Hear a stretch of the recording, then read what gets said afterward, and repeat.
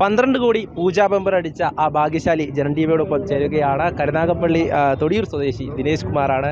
കഴിഞ്ഞ ദിവസമൊക്കെ ഭയങ്കര സസ്പെൻസ് ആയിട്ട് അങ്ങനെ കൊണ്ടു നടന്നതാണ്. ഇന്നെന്തായാലും എല്ലാവർക്കും മുന്നിലേക്ക് എത്തിയിരിക്കുകയാണ്. ഇന്നലെ ഞാൻ എൻ്റെ സുഹൃത്തിൻ്റെ മോടെ കല്യാണമായതുകൊണ്ടാണ് ഇത് നമ്മൾ പബ്ലിസിറ്റി ചെയ്യേണ്ടതെന്ന് പറഞ്ഞത്. കഴിഞ്ഞിട്ട് കല്യാണം കഴിഞ്ഞ് നേരെ ഇങ്ങോട്ട് പോരുന്നത്, അതുകൊണ്ടാണ് പറയുന്നത്. അല്ലെങ്കിൽ ഇന്നലെ തന്നെ വന്നേനെ. വളരെ സന്തോഷം. സ്ഥിരമായി ഇങ്ങനെ ലോട്ടറി എടുക്കുന്ന ആൾ തന്നെയാണ്. ബമ്പർ ടിക്കറ്റ് സ്ഥിരമായിട്ട് എടുക്കാറുണ്ട്.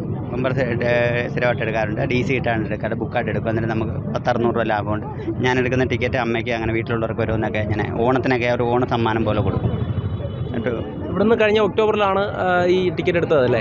എനിക്ക് ആദ്യ ടിക്കറ്റ് വേണമെന്നുള്ള ഒരു 30 റേഞ്ച് വരുന്ന ടിക്കറ്റ് എടുക്കണമെന്നുള്ള ഒരു ഇതുണ്ട്. അതുകൊണ്ട് ഞാൻ നേരത്തെ വന്നിവിടെ എടുത്തത്. അതിൻ്റെ ഒരു മാസം മുമ്പ്. എന്നിട്ട് നമ്മൾ ടിക്കറ്റ് ആദ്യമൊക്കെ യഥാർത്ഥത്തിൽ ബമ്പറിൻ്റെ കച്ചവടം കുറവാണ്. അങ്ങനെ ചിന്തിക്കരുത്. ആദ്യമേ തന്നെ നമുക്ക് വേണ്ടുന്ന ടിക്കറ്റ്, അടിക്കേണ്ട ടിക്കറ്റ് ആണെങ്കിൽ അത് ആദ്യം തന്നെ എടുക്കണം. അല്ല അവസാന ദിവസത്തോട്ട് നോക്കിപ്പോണ്ട് അവസാന ദിവസം ഭയങ്കര കച്ചവടങ്ങളാണ് നടക്കുന്നത്.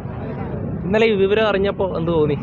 വളരെ സന്തോഷം തോന്നി. അല്ല, എനിക്ക് അടിക്കുമെന്ന് നേരത്തെ ഒരു പ്രതീക്ഷയാണ്. ഇത്രയും ലോങ്ങിൽ നിന്ന് വന്ന് ഇത് എടുത്തപ്പോഴേ എനിക്ക് പ്രതീക്ഷയുണ്ടായിരുന്നു. പിന്നെ ഇവരുടെ ടിക്കറ്റ് എനിക്ക് നേരത്തെ ചെറിയ ചെറിയ സമ്മാനങ്ങൾ അടിക്കുന്നുണ്ടായിരുന്നു. കരുനാഗപ്പള്ളിയിൽ നിന്ന് എടുക്കുന്നത് അടിക്കുന്നുണ്ടായിരുന്നു.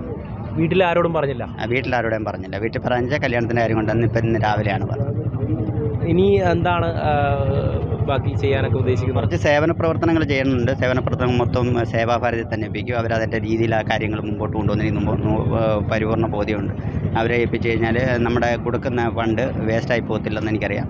ഇപ്പം ആദ്യം ചെയ്യാൻ പോകുന്നത് തന്നെ നമ്മുടെ ദഹിപ്പിക്കുന്ന ഇപ്പം 75,000 രൂപയോളം സർക്കാരിന് ചിലവായെന്ന് പറയുന്നത്, വയനാട്ടിൽ ചിലവായെന്ന് പറയുന്നത്. അതേ സൈസ് തഴ പഞ്ചായത്തിനും തൊടിയൂർ പഞ്ചായത്തിനും സേവാഭാരതിക്ക് മേടിച്ചു കൊടുക്കുന്നത്. 75,000 രൂപ എന്നുള്ളൊരു വലിയൊരു എമൗണ്ട് സാധാരണക്കാരനെ സഹിക്കേണ്ടി വരത്തില്ല. അത് സേവാഭാരതി ഏൽപ്പിക്കും. അത് കഴിഞ്ഞ് ആംബുലൻസ് അവർ ആവശ്യപ്പെടുവാണെങ്കിൽ ആംബുലൻസും അങ്ങനെയുള്ള കാര്യങ്ങൾ ചെയ്തു കൊടുക്കും. സേവാഭാരതി ഏൽപ്പിക്കുന്ന കാര്യങ്ങൾ അവർ നല്ലപോലെ ചെയ്യുമെന്ന് എനിക്ക് 100% ഉറപ്പുണ്ട്. നമ്മൾ ഒരു കാര്യം അവരെ ഏൽപ്പിച്ചു കഴിഞ്ഞാൽ അതിൻ്റെ ഇരട്ടി ഫലം നമുക്ക് കിട്ടുമെന്ന് ഉറപ്പുണ്ട്. അതുകൊണ്ട് എന്ത് സേവന പ്രവർത്തനത്തിന് ഉദ്ദേശിക്കുന്നുണ്ടെങ്കിൽ അത് സേവാഭാരതിയെ തന്നെ ഏൽപ്പിക്കുന്നു. സേവാഭാരതിയിലൂടെ എല്ലാ ജനങ്ങളിലേക്കും ഈ ഒരു നേരത്തെ തന്നെ ഈ സേവന പ്രവർത്തനം ഞാൻ എല്ലാ സംഘടനകൾക്കും കൊടുക്കുന്നുണ്ടായിരുന്നു. പക്ഷേ നമ്മൾ സേവാഭാരതിയാണ് ഏറ്റവും ബെറ്ററായിട്ട് ചെയ്യുന്നത്. എന്ന് വെച്ച് കഴിഞ്ഞാൽ അവർ ഇപ്പോൾ ഒരു വീട് വെക്കാൻ വേണ്ടി ഒരു 5 ലക്ഷം രൂപ പിരിക്കുകയാണെന്നുണ്ടെങ്കിൽ ഒരു 5 ലക്ഷം രൂപയുടെ മാൻ പവർ അവർ അതിനകത്ത് കാണിച്ച് അത് ചെയ്ത് കൊടുക്കും. അതിനുള്ള മനസ്സുള്ള ചെറുപ്പക്കാർ പിള്ളേർ അതിനകത്തുണ്ട്. അത് വളരെ സന്തോഷം. എന്തായാലും കഴിഞ്ഞ ദിവസം അന്വേഷിച്ച് നടക്കുകയായിരുന്നു ഭാഗ്യശാലി ആരാണെന്ന്. അപ്പോൾ വീട്ടുകാർ പോലും അറിഞ്ഞില്ല എന്നാണ് പറയുന്നത്. ഞങ്ങളോട് പറഞ്ഞില്ല. ഇതുപോലെ ചോദിച്ചപ്പം മുഖത്തെന്തോ ഒരു മാറ്റം ഉണ്ടായിരുന്ന ആളുടെ. ഞാൻ പറഞ്ഞല്ലോ, ഉറങ്ങിയില്ലായിരുന്നു, ഒട്ടും ഉറങ്ങിയില്ല. ഇങ്ങനെ ഉണന്നുണന്നുണന്ന് ഇങ്ങനെ ഇടന്നേത്, ബാത്റൂമിലും പോയി ഇങ്ങനെ ഉണന്ന് ഇടന്നേത്. അങ്ങനെ രാവിലെ എഴുന്നേറ്റ് ഞങ്ങളുടെ തഴവ ശ്രീകൃഷ്ണസ്വാമി ക്ഷേത്രത്തിൽ പോയി തൊഴുതു. വെളുപ്പിനെ നിർമ്മാല്യം കണ്ട് തൊഴണമെന്ന് പറഞ്ഞു. അങ്ങനെ തന്നെ ഞാൻ പോയില്ല, തന്നെത്താനെ പോയി തൊഴുതിട്ട് വന്ന് പിള്ളേരെ സ്കൂളിൽ വിടണ്ടെന്ന് പറഞ്ഞു. ഞാൻ പറഞ്ഞു, ക്ലാസ് എന്തിനാ കളയുന്നത്, കല്യാണത്തിന് പോവണ്ട, സ്കൂളിൽ പോട്ടെന്ന് പറഞ്ഞു. അന്നേരം പറഞ്ഞു, വേണ്ട, ഇന്ന് സ്കൂളിൽ പോവണ്ടെന്ന് പറഞ്ഞു. ഞാൻ പറഞ്ഞു, അന്നെങ്കിൽ പോവണ്ടെന്ന് പറഞ്ഞു. അങ്ങനെ ഞങ്ങൾ സ്കൂൾ ടൈം കഴിഞ്ഞപ്പോഴാണ് ഞങ്ങളോട് എല്ലാവരോടും ഇത് പറഞ്ഞു. ഞങ്ങൾ ഇപ്പോഴും വിശ്വസിക്കാൻ പറ്റാത്ത ഒരു. എന്തായാലും ഈ ഒരു എത്ര തുകയാണ് നൽകാൻ ഉദ്ദേശിക്കുന്നത്, അങ്ങനെ എന്തെങ്കിലും ഉണ്ടോ സേവാഭാരതിയിലൂടെ നൽകാൻ? എന്ത് ചെയ്താലും സേവന പ്രവർത്തനങ്ങൾ എന്ത് ചെയ്താലും സേവാഭാരതിയിലൂടെ തന്നെ ചെയ്യത്തുള്ളൂ. വിശ്വസിച്ച് ചെയ്യാൻ പറ്റുന്ന അവരിലൂടെ തന്നെ ചെയ്യത്തുള്ളൂ. 100%. മക്കളൊക്കെ ഒപ്പം ഉണ്ട്. എത്രയിലാണ് പഠിക്കുന്നത്? 2ല്. വിവരം അറിഞ്ഞപ്പോൾ സന്തോഷമായി.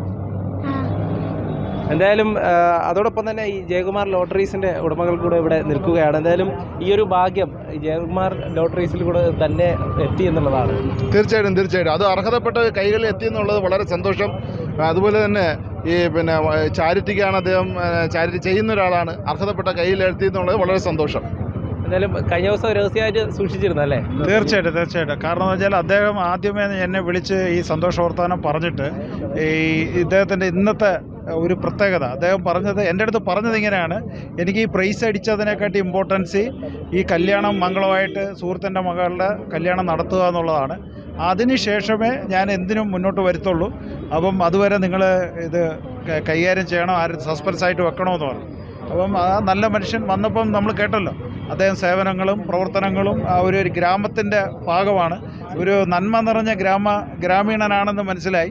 അദ്ദേഹത്തിൻ്റെ ഈ കിട്ടിയ ഭാഗ്യം അദ്ദേഹത്തിന് നല്ല രീതിയിൽ ഉപകരിക്കട്ടെ എന്ന് ആശംസിക്കുന്നു.